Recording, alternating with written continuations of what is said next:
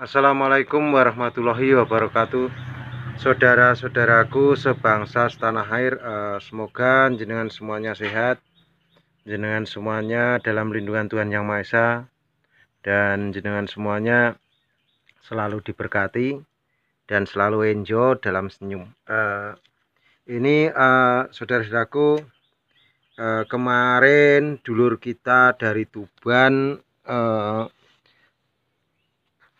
membawakan, kalau di Madiun nggak ada lur, ini namanya siwalan. Siwalan itu bisa dibikin untuk kolang kaling, bisa dibikin untuk toa, legen. Ini cerita lucu. Ternyata orang Madiun makan siwalan nggak bisa lur. Jadi cara ngupasnya saja nggak bisa. Dan karena di Madiun yang tahu ini klopo. Jadi ini bisa dibandingkan besarnya kelapa dengan besarnya porang lur. Jauh lur. Jadi porang itu kalau dirawat maksimal bisa melebihi besar kelapa. Jadi bisa melebihi besarnya kelapa. Kelapa saja low masih besaran porang. Ini pun porang yang belum terlalu gede nih.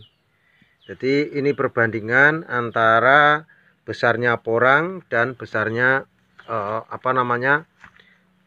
klopo. Nah, ini sama seperti mono ya. Dan kelapa dibandingkan dengan siwalan ini lebih besaran kelapa. Jadi dulur-dulur terutama yang di daerah pesisir Jawa Utara, Pantura, biasanya banyak petani mengembangkan siwalan ini lur. Loh, maksud Pak Poh itu apa toh kok siwalan? Dan ini maksudnya gini, di bawah siwalan masih bisa dimanfaatkan untuk tanami porang, maksudnya gitu, arahnya gitu lur.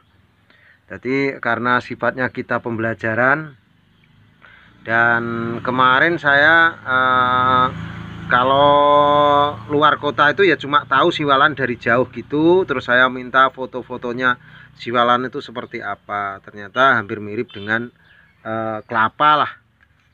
Cuma yang terlalu dekat dengan pangkal kelapa itu, kalau kelapa kan akarnya serabut. Jadi kalau kelapa akarnya serabut terlalu dekat dengan kelapa itu mungkin jarak 2 meter persegi itu memang kalau ditanami kurang maksimal karena akarnya luar biasa. Tetapi untuk yang agak jauh gitu masih bisa dimanfaatkan untuk tanami porang lor. Jadi untuk dulur-dulur petani siwalan yang biasa tanam siwalan, tanam kelapa, maupun yang biasa bikin legen, bikin toa, kolang kaling, itu bisa di bawahnya tanaman tar. Itu daunnya kan namanya daun rontal. Zaman dulu Arya Kamandanu dan itu kan ceritanya kalau zaman Majapahit untuk surat menyurat, daunnya ini untuk surat menyurat. Kalau daunnya ini kan untuk kupat lur, namanya janur. Tapi kalau daunnya porang itu malah mahal lur. Jadi daunnya porang menghasilkan katak. Nah, katak itu harganya lebih mahal karena katak kan menempel di daun. Jadi untuk dulur-dulur yang sekiranya masih pesimis, belum yakin dengan budidaya porang, bisa ditanam di bawah siwalan, bisa juga ditanam di bawah kelapa. Jadi porang iso luwih gede timbangane siwalan, porang iso luwih gede timbangane klopo lur.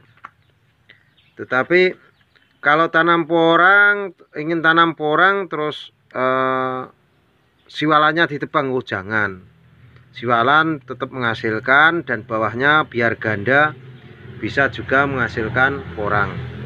Jadi untuk dulur-dulur yang sekiranya ingin mengembangkan usaha tani oper selah dengan porang, monggo.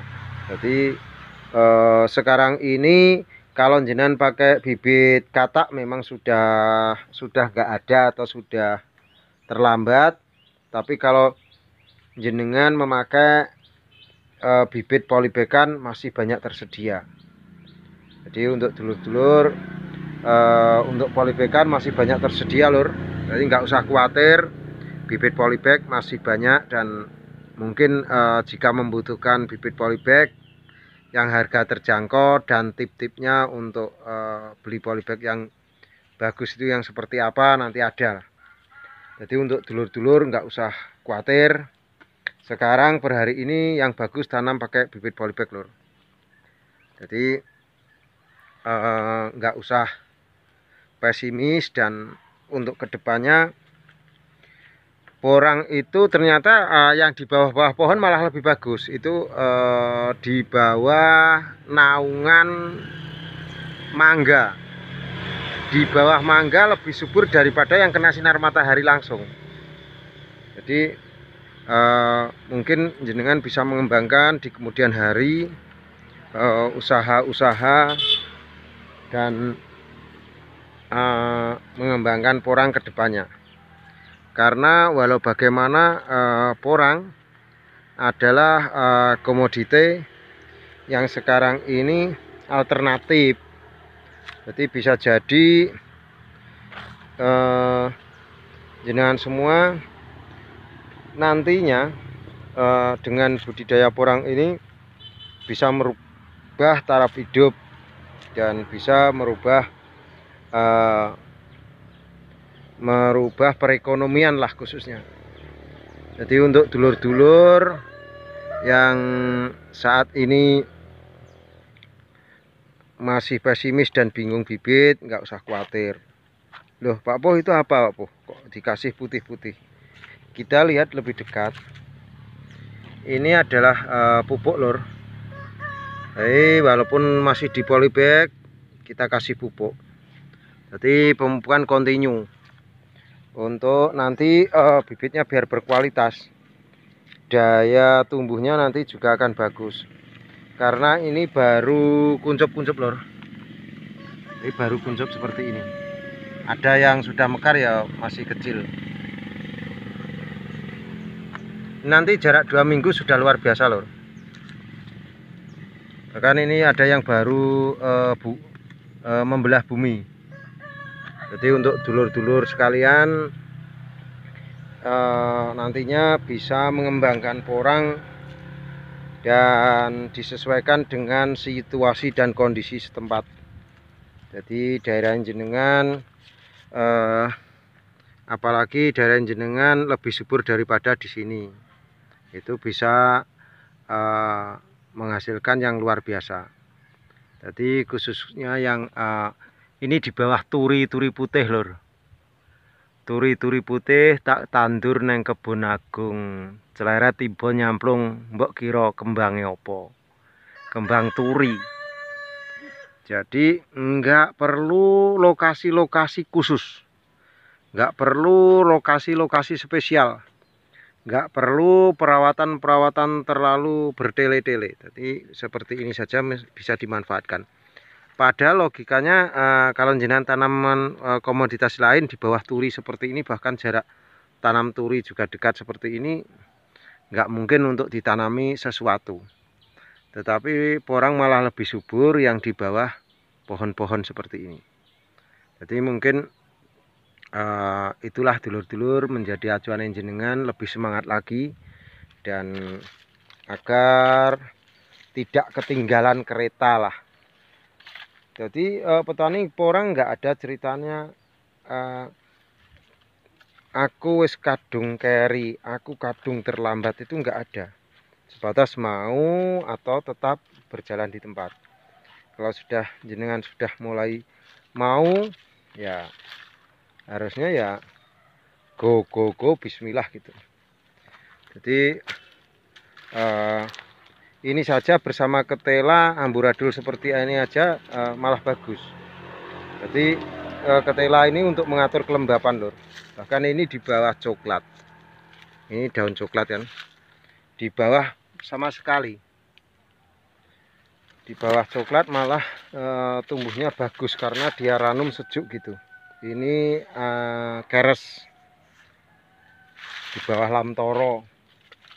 Jadi untuk dulur-dulur sekalian, saatnya kita berkarya, saatnya kita berusaha hal yang baru.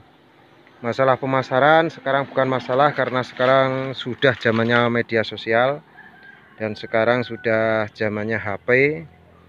Maka lebih bijak mulai saja dari hal yang terkecil. Dan polybag seperti ini murah lor. Ini cuma sekitar 10.000 antara 3.000 sampai 3.500. Itu sudah jenengan sudah bisa menjadi petani. Ini dari bibit katak. Jadi untuk menjadi petani tidak harus mahal. Untuk menjadi petani tidak perlu modal yang gede, tetapi kesungguhan itu yang membuat kita semakin mantap. Dulur-dulur sekalian, dan selalu belajar, dan PPCI siap mengawal untuk keberhasilan jenengan. Dan kalau jenengan ingin ketemu saya sebelum jenengan berhasil dengan porang, jangan ketemu dulu. Kalau ilmu tani akan kita bantu, dan itu gratis, nggak usah mikir ngonong ini, sing penting seduluran. Jadi kita siap mengawal. Kalau jenengan berhasil dengan porang pakai metode PPCI, kami juga ikut senang karena PPCI itu luas. Jadi kita tidak mengadopsi salah satu teori, tetapi kita menyesuaikan daerah setempat dengan hakikat porang. Jadi kita mengikuti karpe porang lur. Begitu lur, saudara-saudaraku sekalian, jaga diri baik-baik, semoga jenengan bahagia dan selalu bahagia. Petani itu bebas, petani itu cerdas. Wassalamualaikum warahmatullahi wabarakatuh. Suwun.